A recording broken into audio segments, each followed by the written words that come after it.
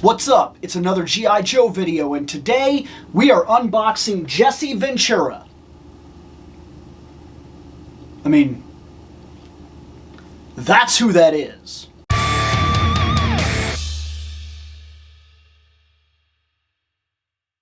So this is a pretty interesting figure. Yes, I called him exactly what I personally feel he is. If that's not what this is, if this is not some sort of blatant, literal representation of Jesse Ventura, I'm shocked. I'm shocked. Like, I literally cannot believe it, because from what I see, this is him. I mean, and here's the thing, I wouldn't exactly put it past G.I. Joe, since characters like Sergeant Slaughter exist, and it's very blatantly a real guy, you know, Sergeant Slaughter, and heck, he even comes with his own action figure. The action figure comes with an action figure, and the new one, if I'm not mistaken, the new pack.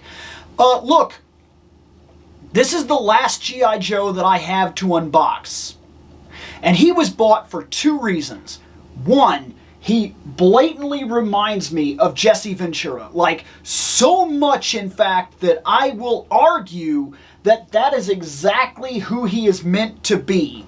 Right down to the frickin' mustache. This dude, personally, I feel is literally Jesse Ventura. My favorite being when he was in The Predator. Specifically, that movie, that character, that was my favorite that he ever played in anything that I've ever seen Jesse in anything that I've ever seen Jesse do. That, I don't know why, but I always thought that character was awesome. Like, really awesome. He don't got time to bleed. Like, I've often felt like the reason he was taken out at a distance in the Predator movie, where the Predator gets up in the trees and shoots him with the laser, is because this guy got blatantly shot during the fight at the beginning of the movie, and his own partner is like, dude, you got shot. And he's like, you're bleeding. I ain't got time to bleed. I'm a hard ass. I'm a badass. I don't care about none of that right now. We got stuff we're doing. And then it shot him almost in the neck. Like, it shot a shot and missed and tore part of his neck off, and then he just turned around like, bitch, what? You shoot at me? And he was ready. He was ready, man. He had his gun and everything, and the dude was like, ooh, nope. Pew! And shot him again and killed him off. And I've always felt like the reason the Predator does that, because, yeah, it kills a couple other characters at long distance with the gun.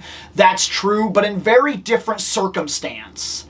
Like, it does one where it's at a standoff because it knows that the enemy that it's currently hunting is looking at him, and he's looking at him, and it was very much like a who's going to get that shot off first. And then the other time that it shot somebody at a distance like that specifically was a quick draw, where one guy was picking up the gun, shooting as he was basically lifting it, and it blew his arm off, and his arm fell off on the ground. And then the other time that happened was technically he shot Arnold, but he shoots him and like destroys the gun and then decides to chase Arnold on foot from that point. So there's different ways that he decides how he's going to hunt the different characters. And for Jesse, he said, no, I don't want none of that. I don't want none of that. Pew! And took him out at a distance and decided he would fist fight Arnold Schwarzenegger at the end of the movie. Like, he decided that after he took all that damage and had all that trouble, now he's interested to fight whatever this thing is, one-on-one, hand-to-hand, man-to-man. Even though we never get to see him fight Billy, because Billy very much stops and takes the knife out and cuts his chest, and he's like, I'll take this guy. I'll take this guy right here and right now.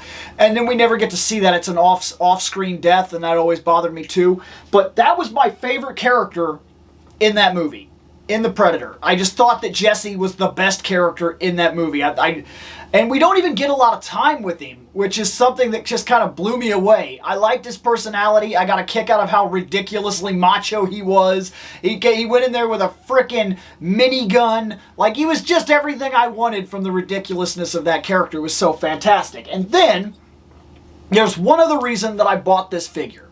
I've already explained that Jesse Ventura was one of the main reasons I bought this character, because I'm telling you, that's who that is. But the other one is kind of wild.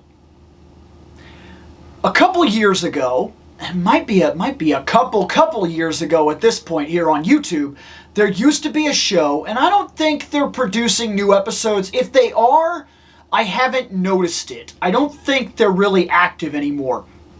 But there used to be a show called Action Figure Therapy. Basically, this show here on YouTube was a series of basically the G.I. Joe characters as toys had to go and tell their anger problems to like a psychiatrist or whatever, explain their day and their problems, and they had to go to like an anger therapy type of thing, and they're all sharing their stories and whatnot. And the two characters that I liked the most in that entire thing was one, Beachhead, when they use Beachhead specifically. The other was Jungle Recondo. Jungle is the most inappropriate, ridiculous, funny character in the entirety of that series. Every time I saw a Jungle episode come up, I was like, this is going to be good. And even my wife, that was the character she looked forward to the most. Like the other characters would come up, we'd watch them, we'd laugh, that was funny. Anytime we saw that a Jungle Recondo episode was coming up on Action Figure Therapy, it was funny time. It was absolutely, without a doubt, we were about to laugh. This is going to be a good episode. So, and I've already explained this in my previous video, I don't have a huge history via G.I. Joe. To the point where even some of the characters, I didn't know their names. Like, one of my all-time favorite characters ever in all of G.I. Joe, strangely enough, was the Cobra Eel version 2. And I didn't even know his name. A friend of mine had him. He was yellow, he was blue, he had this red visor, he had a shark that went on his back, and I was like, this dude is crazy, like this dude is really cool. And I remember asking my buddy, who I thought knew. He did not. One of my friends knew G.I. Joe very well. One of my friends pretended to know G.I. Joe very well. And the one whose word I took on the idea was the guy who pretended. Yes, I was taken in. He sounded very confident. It seemed like he knew what he was talking about. He told me that that character's name was Tiger Shark. It is not. It is absolutely not. But I spent like 15 years under the belief that that character was named Tiger Shark, and even tried to buy him online a couple of times, tried to search him out, and was like, Tiger Shark, G.I. Joe, and never could find him. Never could find him, because that's not his name, that's not who he was. My friend was lying to sound like he knew something, and I bought it. I bought it. So I couldn't find that character for a long time. And that's how disconnected from G.I. Joe I am, is most of the time I know the stuff that I like, but I wouldn't be able to tell you the names of the stuff I like necessarily. That's growing. I am starting to kind of get into Classified and see the characters that I like, and I really think that Classified just is an excellent line. I really do. I just think the articulation and everything, the sculpting on it is so fantastic that even where I am currently in my action figure collecting, G.I. Joe, I just think these figures are so terrific that they warrant a buy, just because there are characters that I look right at them and I'm like, I want that on my shelf. I just want it. And it's very much like being a kid again and going back into the stores and seeing a character come up on the shelf, and I don't know anything about it, but I see it and I'm like, that is too awesome to pass up. What does it mean to me? It means that something about it speaks to me imagination-wise. The sculpt, the design, the visual storytelling of every character is fantastic, and the ones that really grab me, I want them on the shelf. So I am buying some G.I. Joe Classified here and there as they come up, but I don't really have any nostalgic connection to them, and that little story there tells you a little bit of that history as to just how disconnected with this property I honestly am. But this guy, Even if it's not directly from the show or the comics or anything like that, I have 2 connections to this G.I. Joe in general, and those connections made me buy the figure. So this is the last G.I. Joe that I currently have to unbox as of late. Let's open him. I don't think we have to go too crazy here on the box, in all honesty, because we've already kind of been through this. The boxes are fantastic. If you want a little more talking point on the boxes, you can go ahead and check out the other video that I did not way too long ago. In fact, it was the last video I did where I really talked about just how good these boxes are on the Storm Shadow video. And of course, at the end of this video, there will be an entire playlist of all the G.I. Joe stuff that I currently have on the channel. But the back, I don't really know anything about that. I don't know if that has to do with playset or behind the scenes thing or anything like that I honestly don't know about G.I. Joe one way or another. And this is figure 55. And like I said before, the boxes are fantastic that they actually have these numbers and you know what it is you're collecting in the line. If you were one of those completionists that really wanted the entire classified line on your shelf, you could literally go by numbers. I have 1 through 9, I'm missing 10, yada yada, this and that. Excellent. Let's open this guy. Okay, here we are. Here we are checking out Jungle Recondo at Jesse Ventura. I'm telling you that's who this is. I do not care. I'm telling you that's who this is. But this guy is once again, the design is so good on these guys. The craft work is so good on these guys. Let's get this guy close real quick and let's check him out for a second here. Look at that face, first off. That's a hardcore face. That is incredibly well sculpted. Like, I can believe this dude really exists, even though I've already determined who I believe he's based off of.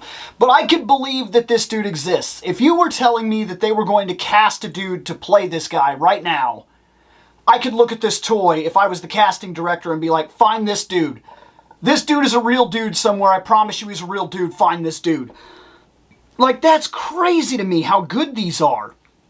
I love that these are separate, like actual extra parts on the characters, and they're not just designs anymore. Like old G.I. Joes just had designs. There was like a knife thing on the G.I. Joe because there was, but it didn't actually serve a real purpose. Now every single thing on this guy is designed for a real purpose for some real reason.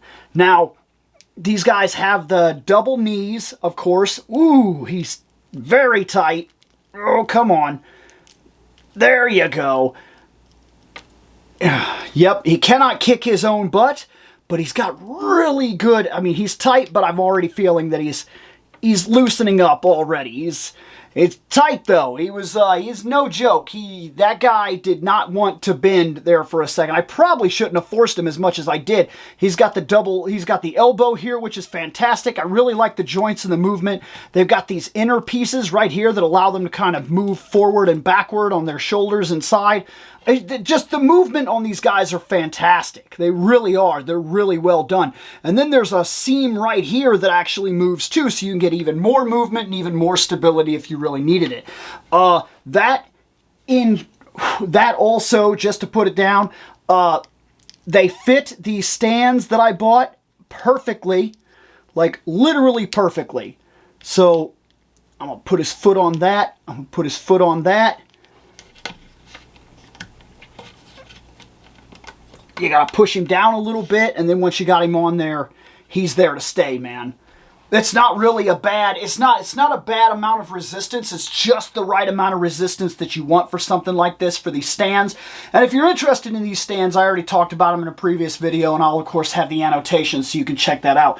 Let's make sure that everything goes on him. He's got the handgun, and of course that's going to go right in there. It fits absolutely perfectly. He's got the machete, which is freaking awesome, by the way. Looks like that's an easy fit too. Just goes right in there. That's perfect. It's an absolute perfect fit. He's got the hat, which that's a fantastic hat, by the way. Woo, yeah. Man, that just completes him, doesn't it? That is fantastic hat right there. He's got the backpack, which it doesn't hold anything. It literally is just a backpack. It's just for looks. But it does kind of complete the overall look. G.I. Joe was always one of those things that they always had. They always came with the backpacks. And I almost feel like if your G.I. Joe doesn't come with a backpack, there's almost something missing. Because it seemed like every single one of them had a type of backpack thing that they had. And then, of course, his main gun. And his main gun, I am curious in general which hand for him is actually supposed to be the gun, because he has the trigger fingers on both hands. So I think you get to choose whether he's right-handed or left-handed, which I'm sure there's an actual storyline verification thing as to that, but I don't personally know. So we're just going to assume that it's this hand right here, okay? He's going to hold his gun at his side right now, and there. Not bad at all. That's fantastic. That stand gives him absolute perfect stability. I really like that stand. I love this hat, man. I love this hat, and it actually fits on his head. It's fantastic. It's absolutely fantastic. It's way better improved than Lady J, by the way. Lady J has a bit of a problem where her hat, if you take the hat off, it takes her hair off. And you have a weird, bald Lady J, and I don't like it. I really don't. I don't like it. We already talked about with Storm Shadow how these guys scale with other characters, so we don't really have to do that here. That's him. That's Jungle Recondo. His paint scheme is absolutely terrific. This is the classified version of him, so it's definitely the inbox. It's not like the... Because right now they're starting all the cards, and that's something that I'm interested in doing for a couple characters that I missed out on. But yeah, that's him. So in terms of the carded figures, I do have... I'm paying attention to them. I never got Destro, okay? And he's one that I might want. The more of these I buy, the more interested in them I become. Not to the point that I'm going to go necessarily crazy on them. I'm really not. But there are some that interest me, and for the right price, if I came across them, I'd be interested in. One of them that I think also looks like a true hard ass that I'm kind of interested in is Gung Ho. Gung Ho tends to look like a hard ass that I might be willing to put on my shelf. Give him a friend. Two hard ass dudes. But he came out recently on the retro card back line, and I'm probably going to buy that one. I don't know if I could get the classified one if he's still at a decent price. Maybe I'll look around before I put my money down, because personally, the retro card backs, at least in the comparison video that I did, Lady J is better in classified than she is in the retro card back. Her weapons have more paint, a little more detail on them. She has a little more paint and a little more detail on her, and she has a couple more display options in terms of like her hat and things like that, because she can actually take her hat off instead of take her hair off, which I talk about that when I review those figures in general, and those will be in the playlist at the end of the video, because I'll post the G.I. Joe playlist, which isn't many videos right now. It's like, this might be video 6 or something like that, so it wouldn't take you long to see everything that I've done G.I. Joe wise for this channel, and it's not much. It's not much. But yeah, I love him. He's fantastic. Absolutely, go on the shelf. No problem whatsoever, and I'm honestly looking forward to taking him and a couple of the Joes into the woods, go down by the creek and whatnot, and get some good photography from them. I think that these guys would photograph very well, like in the grass, in the dirt, like coming up out of the water. Especially him, you figure Jungle Recondo, if I can get the right tall grass, like in an area, and get the right shot, I think he'll photograph fantastically. I think he's absolutely built. The G.I. Joes are built for outside photography. They're so fantastic. They really are. But that's all. Not much else to say. I put all the stuff that I had to say in terms of the front of the video, and really there's not much to talk about in terms of the review, because you know me, I'm not I'm not worried about going over every single little detail unless I start seeing stuff in real time.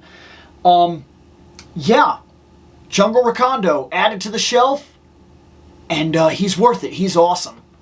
Later on.